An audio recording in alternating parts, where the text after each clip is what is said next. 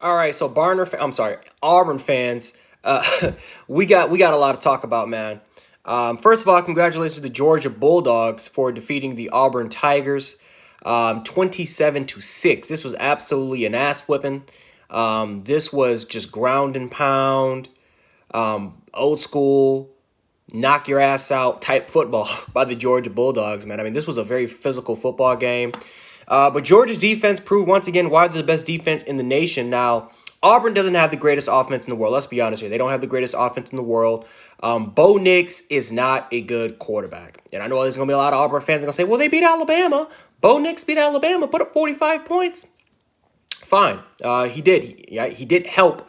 It was actually, it's 34 points that the offense converted. But hey, you know what? I'll give you guys 45 or even 34 points, right? That's a high score compared to our Bama defense. But Bo Nix is not an efficient passer. He's a playmaker, right? He can use his legs. If you don't contain Bo Nix and if he takes off, that dude's a speedster. That dude can run his ass off. He can make plays outside the pocket by just throwing it up to Seth Williams. But he's not an efficient pocket passer, right? He's no Mac Jones. He's no Kyle Trask. He's no Justin Fields. He's no Trevor Lawrence. Fuck, he's not even Stetson Bennett. I mean, Stetson Bennett looked calm. He looked poised in the pocket. He stepped up whenever he needed to. He was able to elude people and still stay strong in the pocket. Bo Nix, whenever there was pressure, he never stepped up in the pocket. He just went to the outside and he literally just threw the ball. Not like I don't think he was really aiming for anybody. Like he would just throw the shit up, and it's like, dude, are you like? But this is Bo Nix. Like, go back and take a look at Auburn versus Alabama. Whenever he was outside the pocket, he just threw that ball all the way up and hoped and prayed there was an Auburn target there, and hopefully they can have a chance to grab it and snag it. I always say this about Seth Williams, guys like Seth Williams. That dude might be the best receiver in the country as far as getting those 50-50 balls, right? And you saw it today, right? Seth Williams, there was a lot of opportunities where he was matched up one-on-one coverage, and it wasn't the greatest passes in the world by Bo Nix, but guess what? It's a 50-50 chance. He's going to go up, and he's in the majority of the time, he's going to try to snag it. He's going to snag it majority of the time because he's a big, physical, strong receiver. Bo Nix is not a good quarterback, and he may have his moments. He may have those moments where the playmaker in him, he's going to make plays. But as a passer, it's almost like the Jalen Hurts treatment from 2016 and 2017, where Jalen Hurts is a playmaker, but as a pure pocket passer, he's not that guy. He wasn't that guy until late in 2018 to what he was in Oklahoma. Bo Nix is I hate to say it, but he's a crappier version of Jalen Hurts.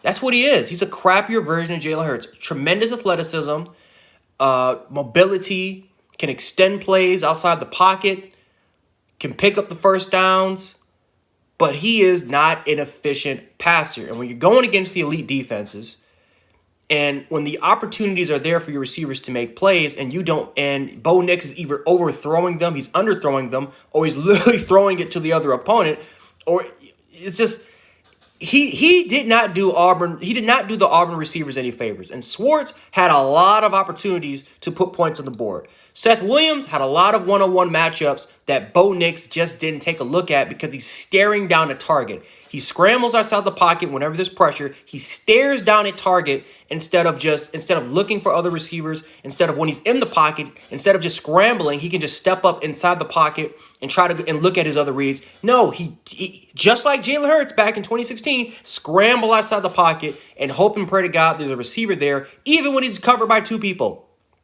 At least Jalen Hurts never even made that damn pass. Jesus.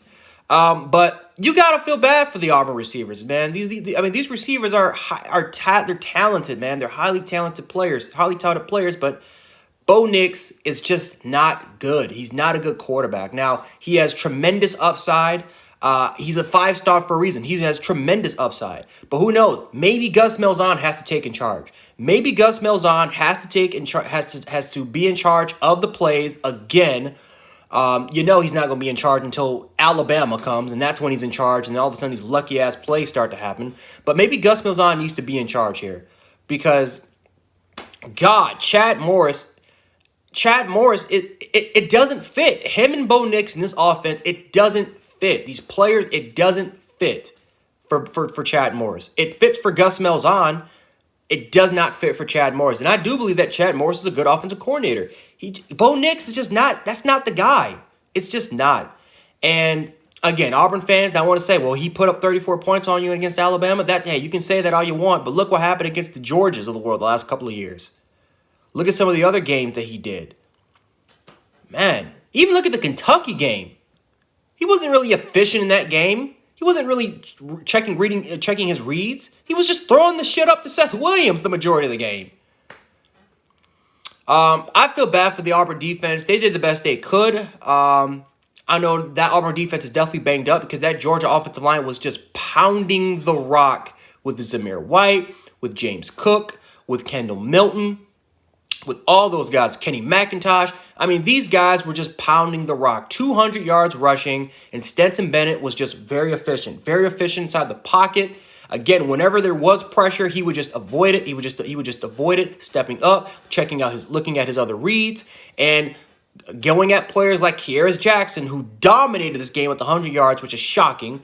Looking at the guys like George Pickens, who had a couple catches, had a touchdown. But you saw he was just spreading the rock, spreading the love to these other players. And I know these Auburn receivers wish they can get that love.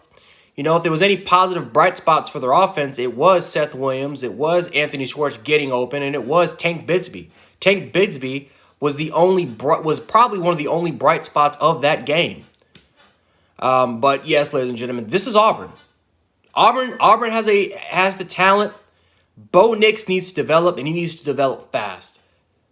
Because you're not beating Alabama this way. Who knows? Because our defense is not even that good anyway. But you're not beating Florida that way. You're not beating Alabama that way. Even LSU, when they're starting to recover from injuries, you're not beating LSU that way. He's extremely talented, but he needs a lot of work to do, and he needs to hurry up fast, especially if Auburn wants to compete for potentially an SEC rematch against the Georgia Bulldogs or Florida or whoever it is representing it from the East. So, I don't know. I just don't know. I know there's going to be some haters in the comment section or Facebook that's going to call me out for calling out Bo Nix, but that's the truth. He's not good, and he's a playmaker, but he's not a good passer. And to say that about a quarterback, he just needs a lot of development. But anyway, guys, that's all I got for you guys, at least for this moment. Again, definitely like the video, share the video, and subscribe, especially if you want to check out more content from me in the future. But yeah, that's all I got for you folks today. Hopefully you guys stay safe. Have a good night. And this is Gen 716, and I'm out.